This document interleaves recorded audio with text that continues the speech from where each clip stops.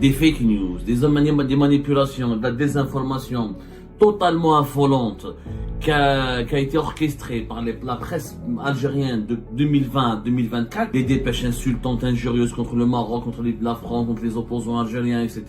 De 2020 à 2024, il y a de quoi faire un livre. Et puis le Moudjahid s'étonne, dans un de ses articles, il dit récemment: l'Algérie devient la cible d'une offensive médiatique d'une rare intensité. Effectivement, en France, depuis l'arrestation de Boualem Sansal, il y a énormément d'émissions de télévision, d'articles de la presse, Marianne, l'Express, qui parlent de l'Algérie, qui parlent de la dictature en Algérie, qui parlent de dérives autoritaires en Algérie, qui parlent de la fête de Boualem Sansal. Mais c'est quand même, quand le Moudjahid dit que l'Algérie a fait l'objet d'un pilonnage médiatique, mais c'est l'arroseur arrosé.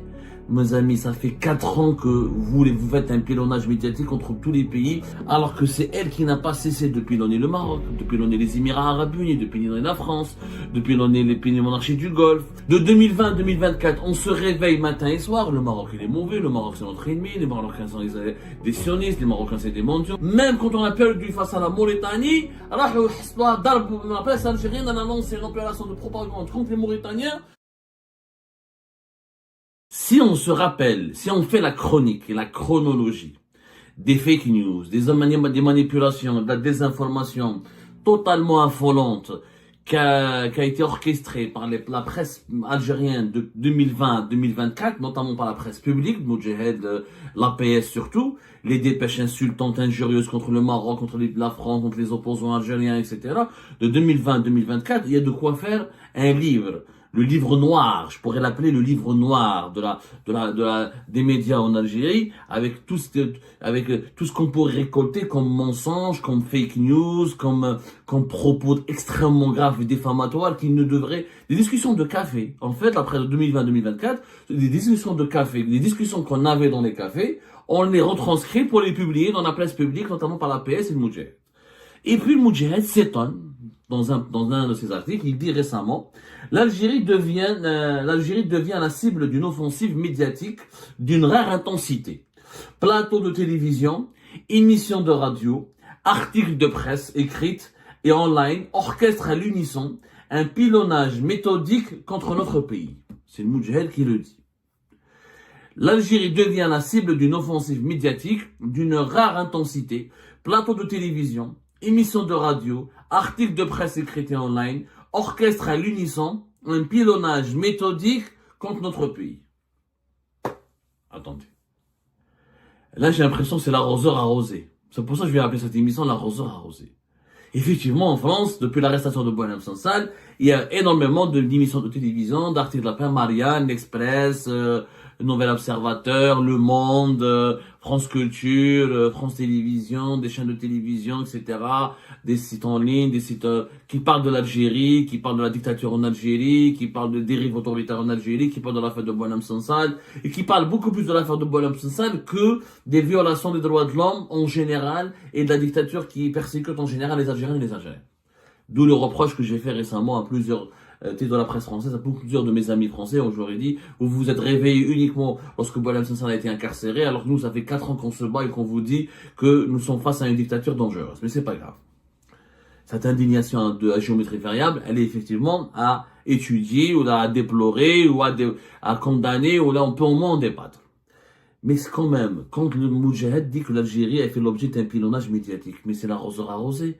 Mes amis, ça fait 4 ans que vous faites un pilonnage médiatique contre tous les pays, ou là, tous les États, ou tous les dirigeants, ou là, tous les mouvements politiques qui sont contre vous, là, qui ne s'entendent pas avec vous. C'est vraiment un peu bizarre que l'Algérie, que la presse algérienne elle-même dénonce le pilonnage médiatique, alors que c'est elle qui n'a pas cessé de pilonner le Maroc, de pilonner les Émirats Arabes Unis, de pilonner la France, de pilonner les pays monarchies du Golfe, de pilonner l'Union Européenne et le Parlement Européen, de pilonner les opposants algériens, les opposants qui sont exilés, leurs familles, les journalistes indépendants, les activistes du Hirak. Comment peut-on donner du crédit à cette affirmation, à ce regret, parce que le Moudjahid estime un regret, il dit que notre pays fait l'objet d'un pilonnage médiatique méthodique, mais qui a commencé le pilonnage médiatique méthodique? C'est bien vous.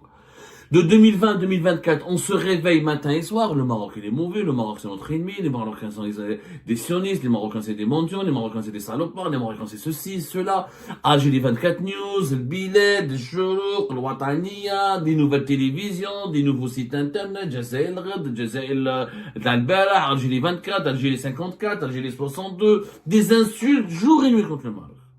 Contre les Émirats Arabes Unis, contre Abu Dhabi et Dubaï, la même chose, jour et nuit. Le khabar d'expression, le soir d'Algérie, Asimat al-Takhlat, la capitale des complots et des comploteurs, une nouvelle du mal. L'Algérie veut absolument, l'Algérie elle est victime, les Émirats veulent financer un plan d'envahissement, ils donnent de l'argent aux Marocains pour nous faire la guerre, ils donnent de l'argent aux Israéliens pour nous envahir. Les Émirats c'est des salopards, c'est des esclavagistes, il faut pas les aimer, il faut les boycotter, il faut les chasser de notre pays. Et, avec en 2023, en juin 2023, rappelez-vous, c'est je crois en juin 2023, je me trompe pas, c'était en 2023. Elle a annoncé la fausse scoop, une fausse information, l'expulsion de l'ambassadeur des Émirats. Carrément, on a annoncé l'expulsion de l'ambassadeur des Émirats. L'expulsion de l'ambassadeur des Émirats Arabes Unis. Même il y a eu un démenti, etc. Ou Galek Makashmena, oui, mais Nahar n'avait rien risqué. N'a rien risqué. Et puis les accusations extrêmement graves, qui n'ont pas cessé. C'était en juin 2023, qui n'ont pas cessé.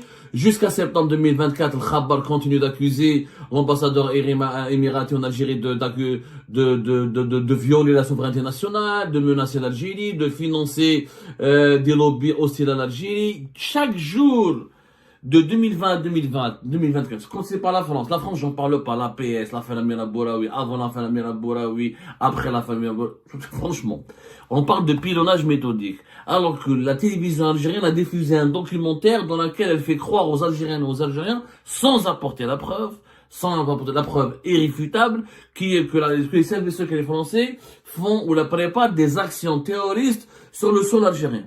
C'est extrêmement grave.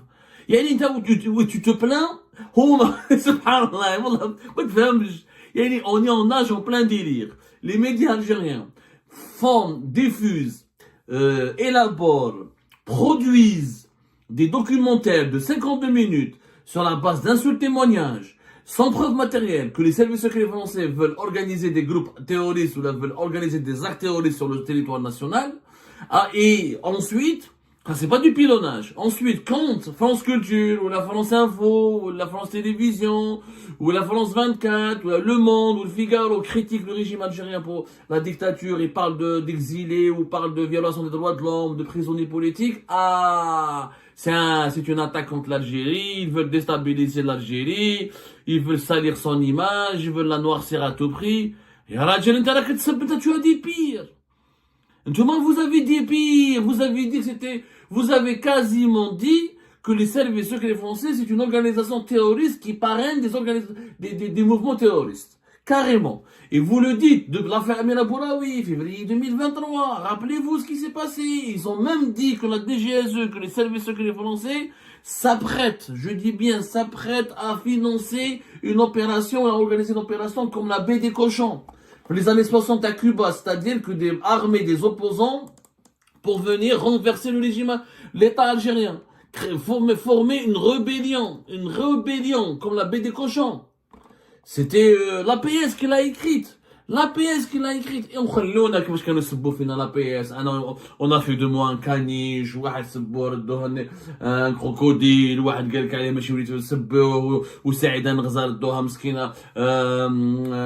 parce qu'elle a dénoncé l'emprise, parce qu'elle a dénoncé la mauvaise politique économique du gouvernement. On l'a, c'est un ancien relais de la Isaba, elle travaille pour la Isaba, toute la journée. في l'APS, في le NTV, في ماشي même pas شروق والنهار comme avant. L'APS, le NTV, comment on appelle ça? Le Moudjahid, etc. Et maintenant, après, ces manipulateurs s'étonnent que maintenant on leur riposte. Parce que la presse française, s'il n'y avait pas l'affaire Boualem Sansal, elle n'aurait jamais parlé du régime algérien, faut le dire. Elle en parlait de façon épisodique, de façon isolée.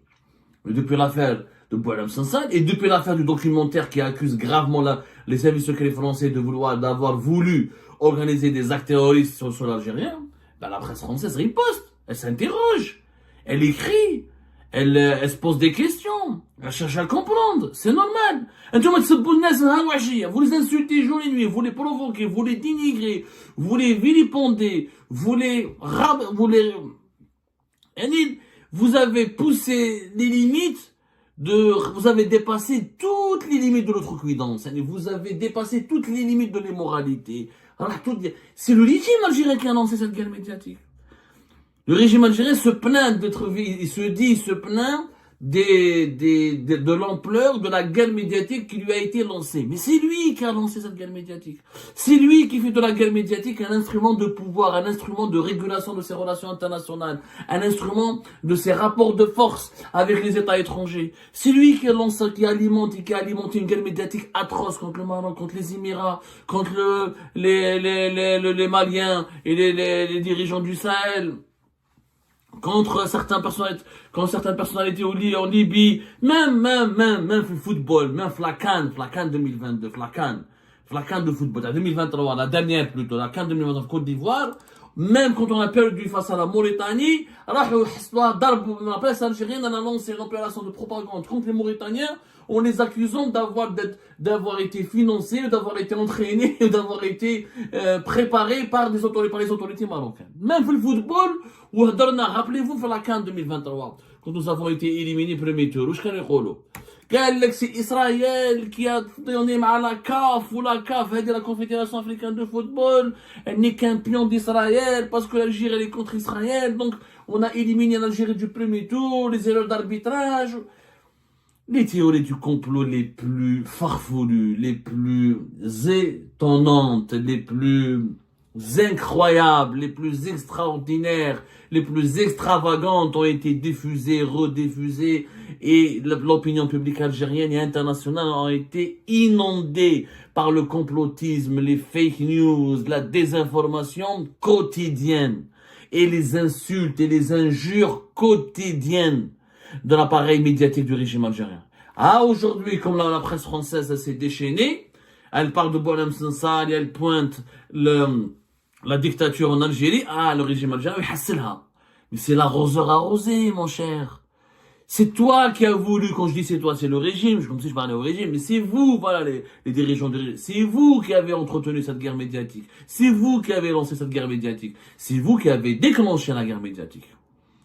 Et maintenant, vous ne supportez pas qu'on parle de vous, alors que vous aimez, vous infligez à vos adversaires, ou là, à vos détracteurs, qu'on parle d'eux en termes très injurieux toute la journée.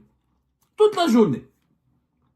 Et dans il faut voir les vidéos, les reportages qui ont été diffusés sur le Maroc, sur les Émirats, sur la France, etc. Et c'est extraordinaire. Ah, mais quand la presse étrangère parle de l'Algérie, ah, là, on est victime, c'est un complot, quand toi tu complotes contre tes adversaires, ah, c'est pas du complot. Mais quand tes adversaires t'attaquent, ils te contre-attaquent, ah, c'est du complot. La solution, c'est quoi? C'est de revenir à la raison.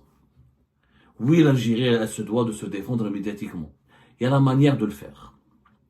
L'insulte, l'injure, ce n'est pas de l'information. L'insulte, la diffamation, l'atteinte à la vie privée, le mensonge, la désinformation, le complotisme, ce n'est pas une manière ce ne sont pas des outils de défense. La France n'est pas à l'abri de la critique. Il y a plein de manières comment la critiquer. Et puis, au lieu de clochardiser ces véritables journalistes, au lieu de les mettre en prison, de les contraindre à l'exil, de les condamner à mort, si on avait laissé les vrais journalistes, pas les petits manipulateurs, les amateurs de fake news et les inventeurs de complots qui polluent nos télévisions et les plateaux de nos télévisions en Algérie. Si on avait laissé les vrais journalistes, ceux qui ont étudié le journalisme, celles et ceux qui ont été formés pour les journalistes, celles et ceux qui savent ce que c'est qu'un reportage, ce que c'est qu'une enquête, si on les avait laissés faire leurs médias, développer leurs médias en Algérie, développer un discours médiatique modéré, raisonnable, où on peut critiquer, où on peut attaquer, sans dénigrer, sans humilier, sans insulter, sans verser dans les moralités. La satire est une chose, l'invective en est une autre. C'est deux choses complètement différentes. Si on avait laissé si on avait laissé construire, si on avait laissé des entrepreneurs et des journalistes construire de véritables médias, de véritables chaînes de télévision, la souveraineté médiatique de l'Algérie aurait été préservée, l'image de l'Algérie aurait été préservée, les lobbies anti-algériens à l'étranger auraient été mieux combattus, mieux neutralisés. Mais avec la jungle de fake news, d'amateurs de fake news et d'inventeurs de complots et de complotistes et de délinquants médiatiques qui maintenant se font passer pour les défenseurs de notre pays, comment voulez-vous qu'on ne soit pas exposé, qu'on ne soit pas fragilisé, qu'on ne devienne pas la risée de la presse internationale? C'est l'arroseur arrosé.